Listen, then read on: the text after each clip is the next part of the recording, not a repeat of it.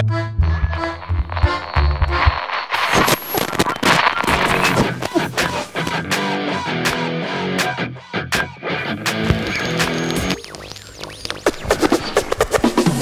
the mic and make sure it sound right, boys.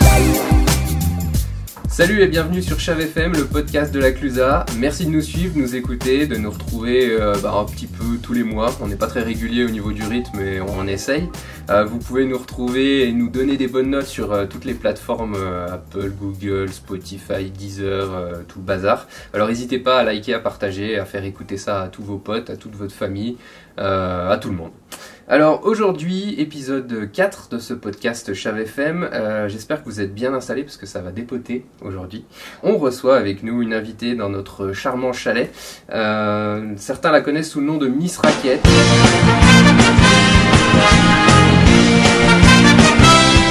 Pour d'autres, c'est tout simplement Marion, elle est du coin, elle s'arrête jamais. La montagne, c'est sa vie, c'est son job aussi. Et on va parler de tout ça. Salut Marion, comment ça va? Salut, ça va et toi? La forme? Écoute, ça va. Ouais, bon, on attaque cette semaine avec toi. Donc tu es notre Miss Raquette. On a l'ambiance, on a la banderole, mais non, j'allais dire l'écharpe avec nous. Tu nous montreras ça tout à l'heure. Comme tu es là, on va parler de ton titre déjà, parce que tout le monde se demande pourquoi Miss Raquette. Ça date de quand et Alors Miss Raquette, c'est le plus bel honneur de ma vie. Ça date de l'année dernière. L'année dernière, c'était une saison particulière puisqu'il n'y avait pas de remontée mécanique. Et l'année dernière, on a fait beaucoup de D+. Je fais du snowboard et je monte pas pour la montée, je monte pour la descente définitivement. Et du coup, je fais tout en raquette parce que ma board, elle est mieux à la descente et que les speedboards, j'aime pas ça. D'accord. J'ai fait entre 50 et 60 000 mètres de D+, en raquette l'année dernière.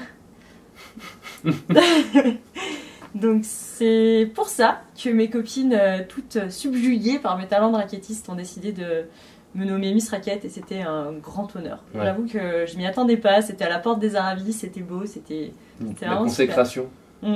Et c'est un titre que tu as à vie ou bien tu le...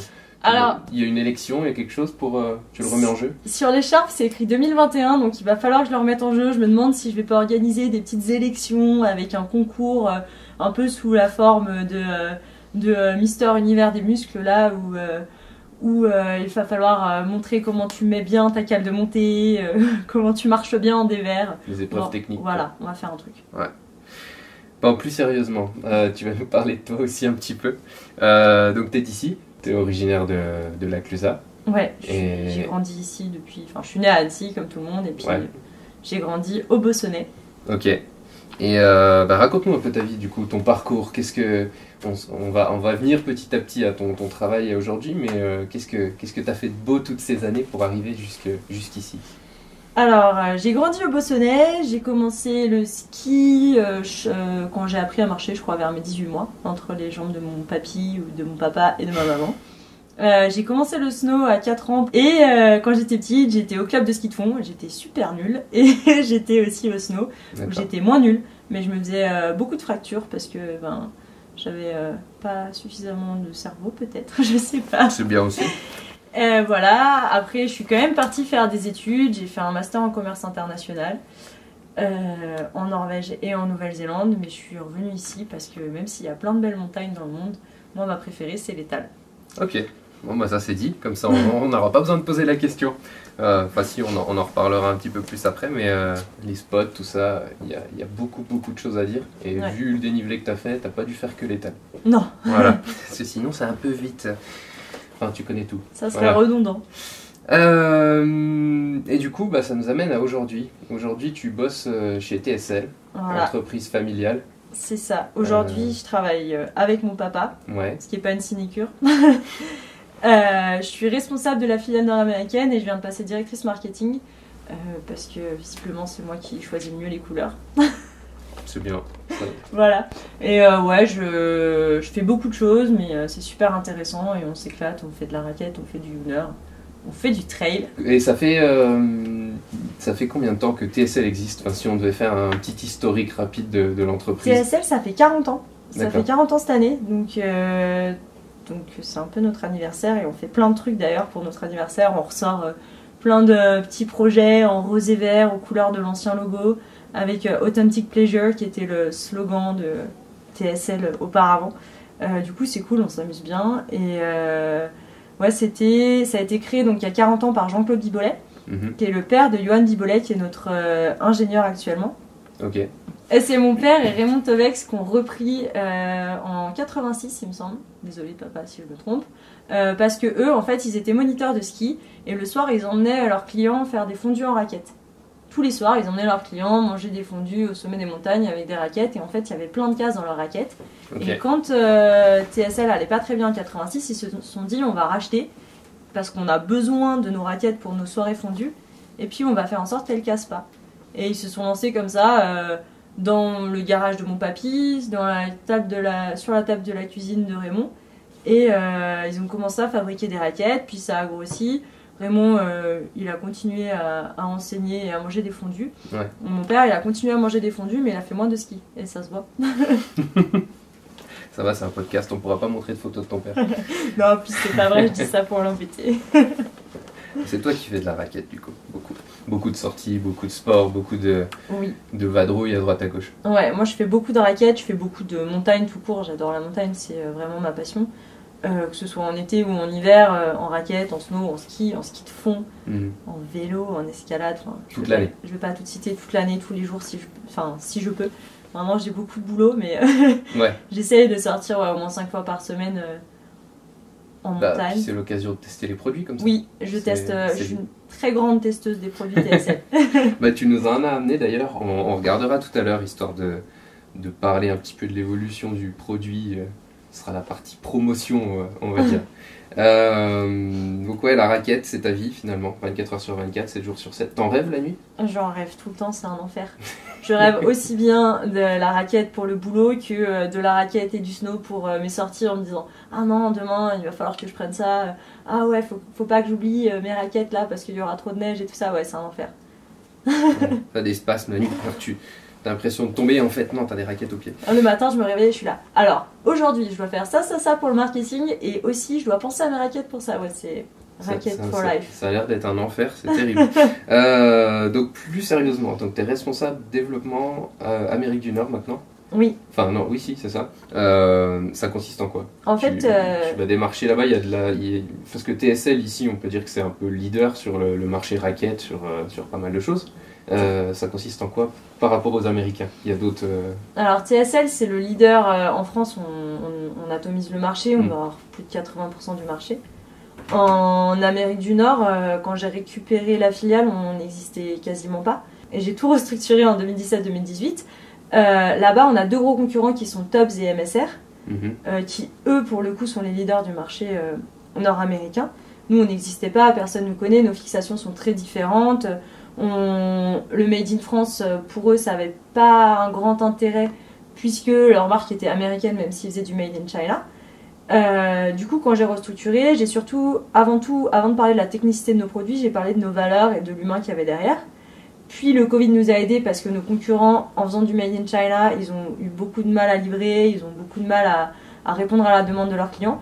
Nous, on a su répondre aux clients nord-américains, on a su leur montrer nos valeurs qui sont très humaines parce que l'année dernière, pendant le Covid, quand les stations étaient fermées, on a embauché énormément de gens de la station. Ouais. On a fait travailler les moniteurs, les employés des remontées mécaniques. On a vraiment essayé de faire travailler les sociopros qui ne pouvaient pas travailler à cause du Covid. Et on a réussi à livrer en Amérique du Nord et on a commencé à développer le marché. Et là, on commence à avoir une position confortable en Amérique du Nord, aussi bien au Canada qu'aux États-Unis. Mais c'est pas fini, mais trop bien. C'est une belle progression. Ouais. TSL dans Around the world. Around the world. Eh ben génial. Ouais, donc l'an dernier tu le disais avec le Covid, donc toi tu as fait beaucoup de randonnées. L'entreprise elle a tourné à plein régime parce qu'il y avait énormément de demandes, tout le monde voulait faire de la rando, de la raquette et ça a pas été trop dur. Enfin, j'allais dire en termes de rythme, il y a eu pas mal d'emplois de créer. Mais c'était quand même intense. L'année dernière, c'était sport. C'était plus sport que de faire 60 000 de D+, ça c'est sûr. Si, en termes de... Mais pour tout le monde, hein, et encore, moi je pense que je ne fais pas partie de ceux qui ont le plus souffert de ça, mais le responsable d'atelier, par exemple, lui c'est mon héros. On a embauché énormément de monde, ça tournait en 3-8, on bossait parfois les week-ends. Nous, dans les bureaux, dès qu'on avait 5 minutes, on allait faire monter des Un raquettes peu à l'atelier. d'atelier. Ouais. Ouais, voilà, parce qu'il y a, il y a pas de petite aide. Et si c'était sport, puis on était en rupture de pièces. Le peu de pièces qu'on produit pas nous-mêmes, on avait du mal à les recevoir. On a des boucles qui sont faites en Italie et c'est pourtant pas si loin. Et ça a été super compliqué, ouais. Ok. Eh ben on va passer maintenant au matos du coup.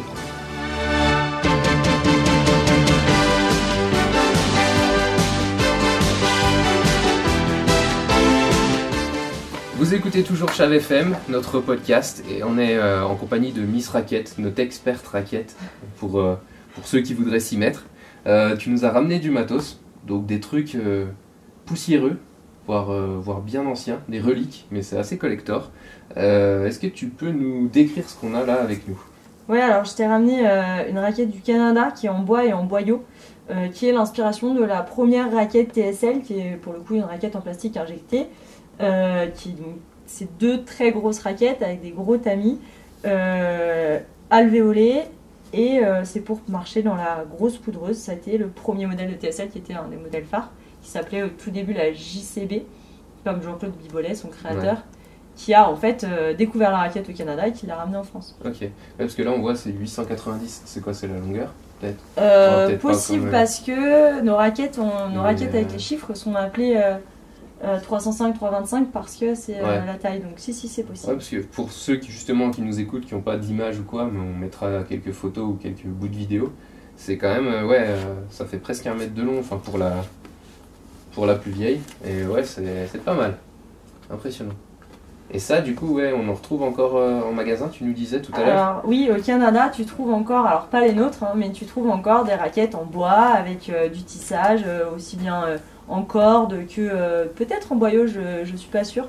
Des raquettes énormes, très difficiles de marcher avec parce que tu vas te retrouver avec 30-40 cm entre 2 jambes, pardon. Mais ça se vend encore, les Canadiens ils ont encore cette image de la raquette, faut qu'elle soit grosse pour avoir de la portance, alors qu'on sait que c'est plutôt une hérésie qu'une taille de guêpe avec la portance qui est dispatchée autrement, c'est-à-dire plus à l'arrière et plus à l'avant et moins au centre pour pouvoir marcher de façon normale et pas comme un cow-boy, ça marche tout aussi bien. Mais les Canadiens, ils sont encore bien bloqués dans leur idée de la grosse raquette, quoi. Ils marchent les jambes écartées. C'est ça. Grand plaisir. Trop bien. Et donc ça c'était année... Ça du coup c'était il y a 40 ans, donc 80. Ok. Ouais, c'est quand même assez proche finalement. Et ça a pas mal évolué. Du coup tu nous as amené ton modèle... Mon modèle fétiche. Ton modèle à toi, Made in French Alps. Mon modèle Made in the French Alps, 100% flexible. Avec la fixation flexible aussi. On voit pas là mais... Ah oui, donc ok. Vraiment tout est flexible et du coup c'est pour moi la raquette avec laquelle tu as le pas le plus naturel parce qu'elle est taillée en taille de guêpe. Du coup quand tu marches, tu vas forcément avoir l'avant de la raquette au niveau du resserrage du pied. Donc t'as pas besoin de marcher comme un canard ou comme un cow-boy. T'as le flex total du tamis, donc quand tu descends, au lieu d'avoir ton talon qui bloque, je descends pas beaucoup, mais je sais. C'est plus sur le snowboard, ouais. Au lieu d'avoir ton talon qui bloque, et tu vas ancrer dans la neige avec tes crampons. T'as des crampons qui sont vraiment inspirés, des crampons d'alpinisme, et du coup t'as une accroche de malade. Donc quand je vais skier, parce que je fais beaucoup de snow avec des skieurs, eux quand ils passent aux crampons, en général, je finis en raquette. Parce que ces symbioses-là ont vraiment une accroche assez incroyable. Et ensuite, tu as ta fixation qui est flexible, mais surtout, tu as ta cale de montée qui est sur ta fixation. Et ça, c'est super cool quand tu as... l'inverse des autres ou... Ouais. Les autres, c'est sur le tamis, sauf que les autres, tu n'as pas de fixation du tout pour les marques concurrentes. Et quand tu as des pieds de gnome comme moi, tu as le pied avant la cale de montée. Alors que là, peu importe ta taille de pied, en fait, tu vas avoir la cale de montée qui est parfaitement sur ton talon. Ok. Ça va, c'est assez commercial. Ah ouais, non mais c'est chouette. Et après, design, couleur et tout, c'est assez cool. Donc ouais, t'avais raison en parlant de ton choix des couleurs, parce que c'est pour ça qu'il t'avait... Je t'en ai ramené une encore plus cool en couleur verte kaki que j'adore. Je me suis battue pour cette couleur. Et après, voilà, t'as le système boa. Ça, j'y croyais pas trop en tant que snowboardeuse parce que j'ai un peu une hantise du boa sur les fixations. Quand ils avaient sorti des fixes de snow boa, j'en cassais une par semaine. J'étais contre. J'ai testé parce que c'est mon job de tester les produits. Et finalement, c'est trop bien. Sur celle Sur une raquette, ça fonctionne. Sur Ouais. un snowboard, ça fonctionnait pas. Sur une raquette, ça fonctionne super bien. C'est pas les mêmes contraintes et au final, c'est beaucoup plus confort que le reste. C'est à ça que ça sert de tester. C'est cool. C'est ça. Et donc ça, c'est ton modèle préféré. Tu disais, donc tu as fait des dizaines de milliers de mètres de dénivelé avec ça. C'est ça. Ça, c'est vraiment. Pour moi, c'est le meilleur modèle quand tu as testé la Symbiose et le tamis 100% flexible. En fait, tu reviens pas sur un autre tamis. Tu as la Highlander qui est super intéressante parce qu'elle a beaucoup d'accroches et des griffes latérales qui sont très imposantes. Celle que je t'ai ramenée là-bas, qui est bien aussi. Mais pour moi, la Symbiose, elle est au-dessus du lot. Ok. Et côté innovation, du coup, parce que là, on a le grand écart entre le vieux modèle et ce qu'on a aujourd'hui.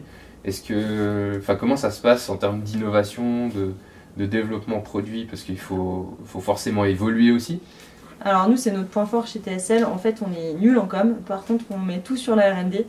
En fait, on fait des produits pour qu'ils soient réparables. On fait des produits pour que tu puisses les garder toute ta vie.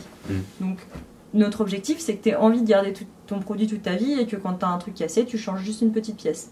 Si on part dans ce principe-là, ça veut dire que tu rachètes jamais de raquette. Ouais. Sauf si il y a une innovation qui te pousse à dire « Ah tiens, j'ai envie de ce nouveau produit ». Et ben nous, c'est ça qu'on fait. On fait des produits durables et on te motive avec des innovations qui te donnent envie de changer. Là, on a le discours rodé qui est bien. Non, mais c'est vrai, c'est hyper important, surtout aujourd'hui. Ouais. On a une 60aine de brevets sur nos produits worldwide. Et on fabrique nos raquettes avec environ 60 à 80 pièces différentes pour que chaque petite pièce soit interchangeable. On a pris une... oh là là, ça y est, c'est mon côté JCVD qui ressort. Une warehouse aux États-Unis, un pôle logistique aux États-Unis qui nous appartient pour pouvoir stocker de la pièce détachée, pour pouvoir réparer toutes les pièces nord-américaines aussi. D'accord. Donc l'idée, c'est vraiment de faire des produits durables. Ouais, parce que là, du coup, au niveau brevet, il y a quoi? Il y a plein de choses. Il y a la taille de guêpe, le 100% flex, c'est breveté. Enfin, je voudrais pas dire de bêtises, sinon je vais me faire engueuler par papa, mais il y a vraiment, il y a vraiment beaucoup de brevets. Ok. Non, moi c'est hyper intéressant et en même temps, c'est aussi ce qui peut expliquer le côté, le positionnement leader, en tout cas la place sur le marché, parce qu'au final, ça te permet de verrouiller une partie du produit sur votre activité, quoi. Ouais. Puis on a une grosse ADN raquette. Quand tu prends les marques concurrents, ils sont tous dans des gros groupes. Tu prends Tubbs, ils sont avec K2, MSR, MSR c'est les raquettes, mais c'est aussi les tentes et tout ça. Et du coup, eux, ils vont faire du développement d'autres produits. Mais c'est généraliste, quoi. Voilà, la raquette, c'est pas forcément leur cœur de métier. Nous, on fait de la raquette. Et puis, on vit dans nos montagnes, on les teste. On est vraiment une équipe de passionnés de plein de sports différents. D'ailleurs, tu as plein de choses qui viennent des autres sports. Je pense que les fixations avec le strap cheville, ça vient de mon papa. Quand j'étais petite, il ramenait mes snowboards au bureau pour leur montrer « Ah, regarde, ces nouvelles fixes, c'est vachement inspiré au final. » Donc, je pense que ça joue aussi. Notre ADN, elle est vraiment là. Là, c'est des choses auxquelles on pense pas forcément. Parce qu'au final, une raquette, ça paraît tout simple. Voilà. Pas du tout. Eh ben non. Eh ben non. On va continuer avec un autre sujet. On va fermer la parenthèse plutôt raquette et on va vraiment se focaliser sur le sport. Sur ton activité, sur le côté outdoor. Mais d'abord, est-ce que on se posait la question, parce qu'on a vu sur Instagram des photos, donc ton snowboard qui est un peu rose ou des choses comme ça. Est-ce que t'es girly ou est-ce que t'es une fille des montagnes qui a vraiment un message à nous faire passer pour dire que voilà, c'est pas que des mecs qui se tirent la bourre sur des sommets, que toi aussi en raquette tu peux faire la porte des Aravis comme tu l'as fait ce week-end, quoi. Alors, moi, est-ce que je choisis ma board de top sheet? Non, définitivement pas. Il s'avère que j'ai une super board rose qui est juste incroyable à rider. Mais d'ailleurs, c'est pas la mienne, c'est celle de mon copain, mais je la mérite beaucoup plus que lui. Non, je rigole. Non, c'est la sienne, je lui pique, elle est géniale cette board, elle est agressive. Moi, j'aime les boards de bourrin. Je ride que des boards de mecs. Parce que les boards de filles, c'est trop mou pour moi. Je suis pas vraiment girly. Non, je suis pas du tout girly. C'est une catastrophe en fait. Je déteste aller chez le coiffeur. C'est pas forcément une catastrophe. Non, c'est très bien. Je suis plutôt. Les garçons m'appellent mon petit bonhomme. avec qui je skie. Je pense que c'est parce qu'ils sont pas contents de se faire doubler à la montée par une fille, du coup. Et à la descente aussi. À la descente aussi, ça. Ouais, parce qu'il faut pas être modeste là-dessus. On en parlera un petit peu plus tard, mais le côté derby avec les podiums, c'est aussi quelque chose que tu connais. Oui. Et ouais. Bon, tu nous en diras plus tout à l'heure. On va parler montagne, et puis du coup, tu nous disais, l'Étal, c'est ton spot préféré. C'est quel côté que tu préfères? Ouais, l'Étal, c'est ma montagne préférée. Je m'appelle Marion, d'après la Comba Marion. Donc forcément, je suis forcément amoureuse de cette montagne. Pourtant, je lui en veux un petit peu. J'aime tout à l'Étal. J'adore le clocher, j'adore le Coillu, j'adore la Comba Marion. Mais bon, faut y aller. Je suis un peu une feignante quand même. S'il y a des télésièges, je préfère utiliser des télésièges. Ouais, non, l'Étal, déjà, c'est magnifique. Mm. J'aime bien skier à la porte des Aravis parce que j'ai une super belle vue sur l'Étal, par exemple. Ça se tient, ça se tient. Et donc la Clusaz pour toi, ce serait quoi? Ce serait une maison, ce serait ton nid, ce serait ton terrain de jeu, ce serait tout ça à la fois? Oh, c'est mon terrain de jeu. Enfin, ouais. C'est pas que le mien, hein. Mais ouais, c'est... Bah, je peux pas dire que les montagnes c'est ma maison parce que si je m'approprie les montagnes à ce point-là, il y en a qui vont tirer la gueule. Mais façon de parler. Ouais, c'est ça. C'est une grande maison. C'est une grande maison avec beaucoup d'habitants. Ouais. Mais ouais, clairement, ça me fait vibrer la Clusaz. Il y a tellement de choses à faire. Tu peux faire des runs tellement différents, tu peux faire des choses tellement différentes. Tu peux jamais t'ennuyer en habitant à la Clusaz. C'est pas possible. Je comprends pas qu'on puisse s'ennuyer en habitant ici. Même quand il fait mauvais, tu peux aller faire des choses. Ouais. Parce qu'on a la forêt. Enfin, c'est super, hein, les grosses montagnes super hautes, mais en risque 4, tu fais rien. Nous, on a la forêt. C'est vrai. Et puis, toute l'année aussi. Toute l'année. Rando. Ouais. Moi, je peux rentrer en ski chez moi de la Clusaz, je peux rentrer en vélo chez moi de la Clusaz, alors que j'habite pas à la Clusaz. C'est une bonne accroche. On va la prendre pour la com. Si un jour t'as du temps, si un jour tu perds ton boulot, on peut t'embaucher comme consultante en communication. Du coup, en raquette et en snowboard, pour aller justement se faire des belles sorties en montagne, c'est pas forcément commun. On a plus des gens, on va dire le côté vacancier, touriste, qui va prendre des raquettes et faire des petits itinéraires sympathiques. Il y a des sorties un peu plus engagées. Et toi, tu as une pratique montée raquette, descente snowboard. Tu fais comment? Enfin, tu prépares ça comment? Comme les skieurs. Je regarde le BRA d'abord. Ouais, la base. Je regarde le BRA, j'en parle avec mes copains, on voit, généralement on demande aux pisteurs, parce que c'est toujours cool d'avoir un regard des pisteurs, parce que tu peux regarder le BRA, mais eux ils sont là tous les jours, et ça fait la diff. Et puis ensuite, je prends mes raquettes, je mets mon snowboard sur mon dos, je prends ma corde si je dois prendre ma corde, je porte tout, parce que ma binôme c'est un poisson pané à la montée. et tu traces. Et je trace, voilà. Tout simplement. Ok. On avait un truc à te demander aussi, parce que forcément, nous, ça nous démange de découvrir aussi le produit en vrai. Est-ce que pendant l'hiver, éventuellement, on pourrait se faire une sortie, je sais pas, découverte, test de TSL, tu nous montres un petit peu avec grand plaisir. Ce que tu fais, ce que tu sais faire, on prend des images, on fait quelques photos. Carrément. Ouais, et on prendra rendez-vous. En snow. Ouais. Ou en Youner. En Youner aussi. C'est vrai qu'on n'a pas abordé le côté Youner, mais on en a fait plein à la Clusaz l'année dernière, justement, quand en fait on a appris que les stations fermaient.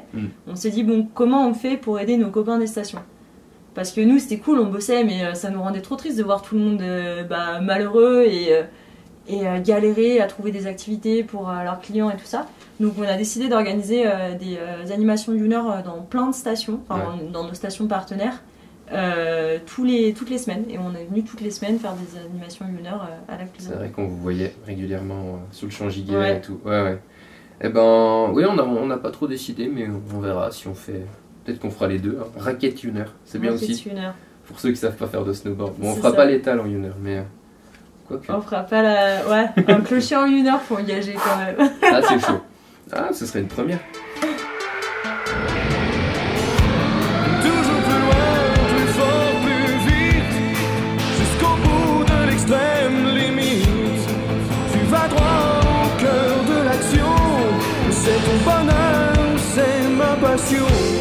Bon, on a parlé pratique, on a parlé matos. Et on va aussi parler de notre agenda et de ton agenda à toi. Parce que il y a 2 ans, il me semble, tu avais gagné le derby de Balme. Ouais. C'était ça. C'était il y a 2 ans? C'était il y a 2 ans et il y a 3 ans, ouais. Oui, de toute façon, oui, bah, il y a eu 2 années où ça a sauté avec le Ouais. Covid. Est-ce que tu recommences encore cette année? Yes, je recommence cette année. J'ai un supporter très important qui veut que je le refasse, donc je vais le refaire. Et puis, je le fais tant que j'aurai pas gagné la Mège. Ok. Voilà. Donc il y a d'autres derbies au programme. Il y a Balme et la Mège. C'est les seuls? T'en fais pas Ouais. d'autres? Ouais. En fait, je me suis mise au derby en 2018, pas forcément par choix, mais parce que j'avais envie qu'on gagne la Mège pour quelqu'un. Et voilà, donc j'ai pas gagné, j'ai fait 3ème à la Mège, j'ai gagné Balme. Et j'ai un supporter en bas de Balme qui m'attend tous les ans et qui vient juste pour ça. Donc ouais. Bah, le 12 mars, pour ceux qui nous écoutent, ceux que ça tente, les inscriptions sont ouvertes. Et puis bah, pour ceux que ça tente juste d'aller regarder le spectacle, forcément, vous êtes les bienvenus. C'est pas beau un derby à regarder, c'est Oh, vraiment aussi. pas beau. C'est juste pour l'ambiance, pour gueuler sur le bord de la piste et pour la fête en bas. Si vous voulez apprendre à faire du snowboard, ne regardez surtout pas un derby. Ah, c'est Droite dérive. du raccourci. Au niveau événement aussi, on a le carnaval qui approche à la Clusa, qui sera le 1er mars, c'est une institution ici. Nous, on en profite pour placer nos événements dans ce podcast, comme ça fait un peu de promo. Est-ce que toi, tu y seras? Alors, au carnaval, peut-être, avec ma petite sœur, qui est à fond là, faut qu'on lui trouve un déguisement. Ah ouais, bah voilà, il y a plus qu'à. Non, j'allais te demander si éventuellement TSL voulait faire un char en forme de raquette et puis truc comme ça. Ah, mais... on en parlait pour le défi folie. Ah, ça pourrait être une bonne idée aussi. Ouais, un ovni. Une raquette qui descend dans Une l'air. raquette glissante et on espère flottante. Bah franchement, le jour où ça se fait, on sera là pour admirer le spectacle. Bah voilà, on a fait pas mal de crochets, de détours autour de la raquette, autour de ton activité, autour de ta passion. Est-ce que, je sais pas, tu aurais éventuellement autre chose à ajouter? Parce qu'on sait que l'hiver dernier, tu étais dans le film Shadow, Girls Up, Ouais. avec bah, justement ce titre de Miss Raquette qu'on a découvert à cette occasion, de belles punchlines et tout. Ceux qui n'auraient pas vu le film, éventuellement, vous pouvez forcément aller le regarder. Ouais. Est-ce qu'il y a d'autres projets dans ce style-là, des choses plus perso ou des choses avec des potes qui sont prévues? Alors ouais, Shadow c'était une opportunité qu'on nous a servi sur un plateau et c'était super cool et ça tombait une année où c'était assez incroyable, on a une neige de dingue et puis sans les remontées, c'était lunaire les montagnes l'année dernière, c'était trop bien. Et des projets, non je sais pas, peut-être. Peut-être. Bon, ça restera à suivre. En tout cas, niveau boulot, tu as l'air d'être bien occupé. Ouais, des projets niveau boulot ça va. Ça va le faire. Ça va, je préférais en avoir un peu plus niveau snow à voir avec les filles. Bon bah génial. Eh ben on se donne rendez-vous nous pour aller faire une belle sortie raquette. Et puis vous qui nous écoutez, dans quelques semaines avec un nouvel invité, un nouveau podcast. D'ici là, n'hésitez pas à le partager comme je disais au début. Merci de nous avoir suivis jusqu'à la fin de cette petite interview. On se retrouve donc dans quelques semaines avec un nouvel invité, toujours au même endroit. Allez, salut, merci à toi Marion. Merci à vous. Et puis à bientôt. Au revoir.